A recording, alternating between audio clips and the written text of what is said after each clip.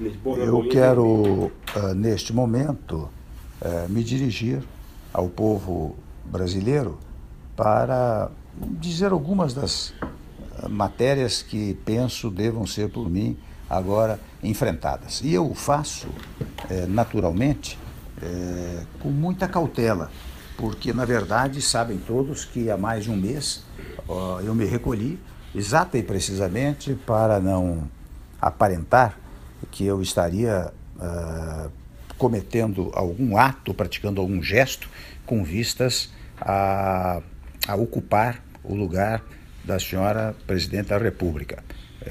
Recolhi-me o quanto pude, mas evidentemente nesse período fui procurado por muitos que estão aflitos com a situação do nosso país. Mas agora, quando a Câmara dos Deputados decide por uma votação significativa declarar a autorização para a instauração de processo de impedimento contra a senhora Presidente, muitos me procuraram para que eu desse, pelo menos, uma palavra preliminar à nação brasileira. O que eu faço com muita modéstia, com muita cautela, com muita moderação, mas também em face da minha condição de vice-presidente, naturalmente de substituto constitucional da senhora Presidente da República. E desde logo eu quero afirmar que temos ainda um longo processo pela frente, passando pelo Senado Federal. Então todas as minhas palavras levarão em conta apenas a decisão da Câmara dos Deputados, portanto também as minhas palavras são provisórias, já que nós temos que aguardar e respeitar a decisão soberana que o Senado Federal proferirá a respeito desse tema, seja quanto à admissibilidade da autorização, seja quanto, ao final, o julgamento propriamente dito. Portanto, eu quero, neste momento, prestar uma homenagem ao Poder Legislativo, tanto à Câmara dos Deputados, que já debateu amplamente este assunto, como ao Senado Federal, que irá debater. E desde logo eu quero comunicar aos amigos e colegas homens públicos, senadores da melhor cepa, da melhor sabedoria, que aguardarei naturalmente a decisão, aguardarei respeitosamente a decisão do Senado Federal. Não quero avançar o sinal, até imaginaria que eu poderia falar depois da decisão do Senado, mas evidentemente sabem todos os que me ouvem que quando houver a decisão definitiva, a decisão do Senado, eu preciso estar preparado para enfrentar os graves problemas que hoje afligem o nosso país. E desde logo quero dizer aos que me ouvem que repetir, na verdade, o que tenho pregado ao longo do tempo. Os senhores sabem, os brasileiros sabem, que há mais de 8, 10 meses tenho feito pronunciamentos referentes à pacificação do país, à unificação do país, porque é chocante, para não dizer tristíssimo, verificar os brasileiros controvertendo-se entre si, disputando ideias e espaços. Até aí tudo bem, mas quando parte para uma coisa quase física, isso não pode acontecer no nosso país. Portanto, ao dizer agora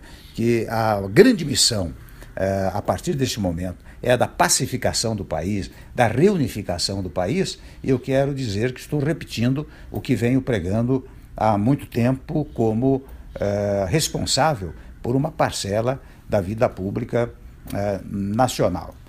Devo dizer também, isto fica para aconteça o que acontecer no futuro, que é preciso um governo de salvação nacional e, portanto, de união nacional. É preciso que se reúnam todos os partidos políticos e todos os partidos políticos estejam dispostos a dar a sua colaboração para tirar o país da crise. Sem esta unidade nacional, penso que será difícil tirar o país da crise em que nos encontramos. Para tanto, é preciso o diálogo. O fundamental agora é o diálogo. Em segundo lugar, a compreensão.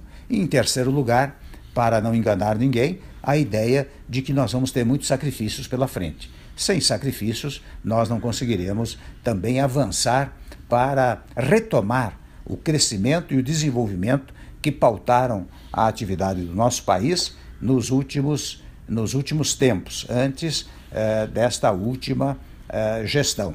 Então, é preciso retomar o crescimento. E eu não quero que isto fique em palavras vazias. Tenho absoluta convicção, como muitos me dizem, que a mudança pode gerar esperança. E que, gerando esperança, isto gerará investimentos, não só investimentos nacionais, mas investimentos estrangeiros, porque precisamos restabelecer a crença no Estado brasileiro, nas potencialidades do Estado brasileiro. Devo dizer aos que me ouvem que eu fiz muitas viagens internacionais no primeiro mandato e verifiquei o quanto os outros países que têm muito dinheiro em suas mãos querem fazer aplicando no Brasil, ou seja, querem acreditar no Brasil. O que aconteceu nos últimos tempos foi um descrédito no nosso país, e o descrédito é que leva à ausência do crescimento, à ausência do desenvolvimento, que faz retomar a inflação. De um lado, portanto, nós temos absoluta convicção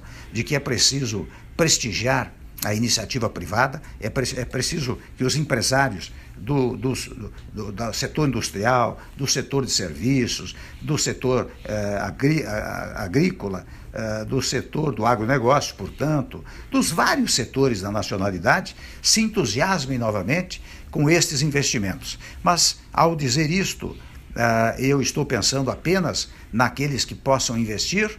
Não. Diferentemente, estou pensando em manter as conquistas sociais obtidas nos últimos tempos.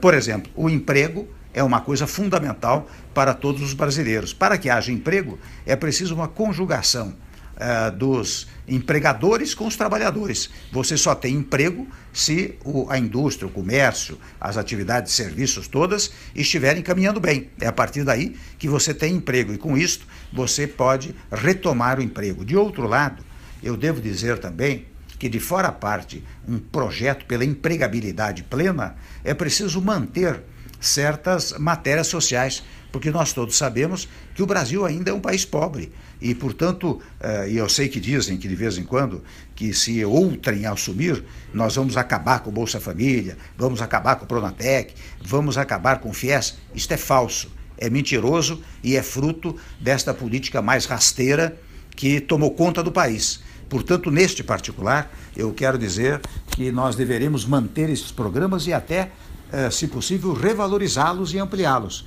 Até que, e isto eu quero deixar claro, o Bolsa Família, por exemplo, há de ser um estágio do Estado brasileiro. Daqui a alguns anos é possível que a empregabilidade tenha atingido um tal nível que não haja mais necessidade do Bolsa Família. Mas isto, enquanto persistir a necessidade, nós manteremos, assim como o Pronatec, FIES, ProUni, todos esses projetos que acabaram dando certo no país. Portanto, eu lanço uma mensagem àqueles que têm o capital e lanço àqueles que querem uma mensagem do trabalho e lanço uma mensagem para aqueles que sequer trabalho ainda conseguiram. É claro que nós vamos incentivar enormemente as parcerias público-privadas na medida que isto pode trazer emprego ao país. Nós temos absoluta convicção de que hoje, mais do que nunca, o Estado não pode tudo fazer.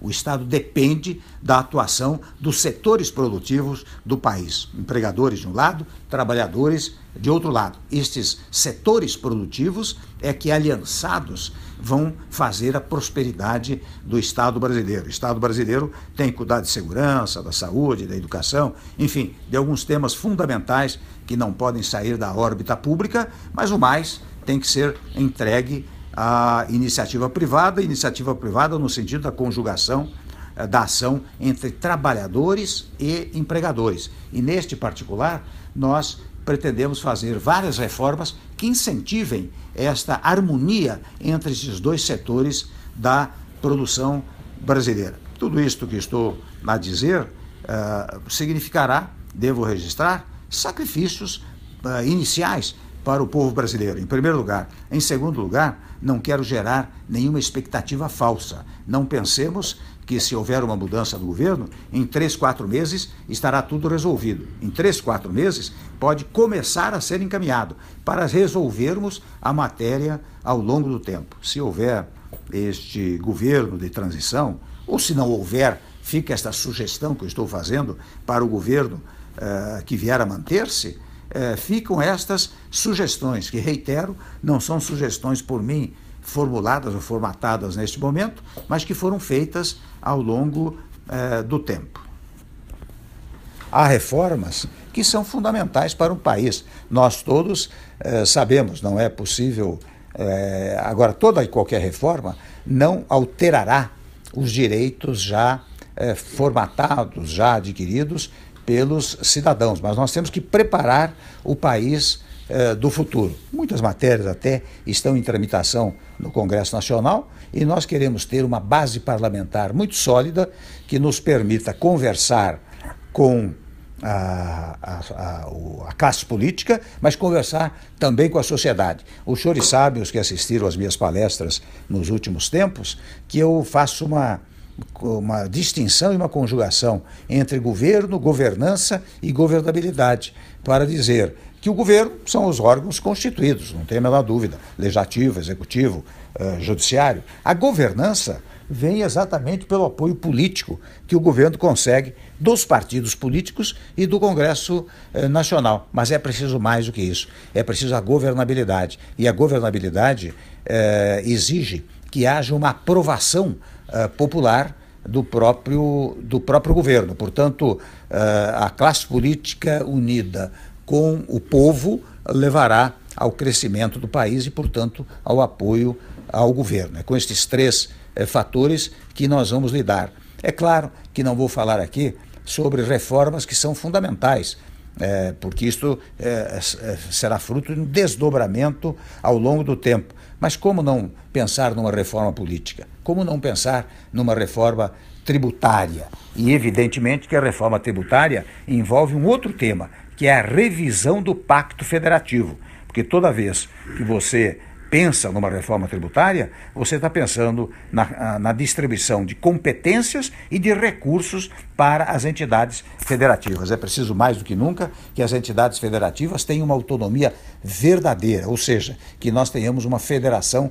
real e não uma federação artificial, como tem acontecido nos últimos tempos. Sei, por exemplo, no tópico da federação, da grande dificuldade dos estados e municípios nos dias atuais. E há estudos referentes à eventual anistia, o perdão de uma parte das dívidas e até uma revisão dos juros que são pagos pelas unidades federadas. Nós vamos levar isso adiante, nós vamos estudar isso com muita detença e vamos levar isso adiante, porque a força da União também deriva da força dos estados e da força dos municípios. E a força destas entidades federativas depende da vontade, da boa vontade e do apoio da classe política e do povo brasileiro. Há matérias controvertidas, como a matéria referente à legislação trabalhista e à legislação previdenciária, que nós vamos fazer com um grande diálogo nacional, onde nenhum setor será esquecido, nem dos trabalhadores, nem dos empresários,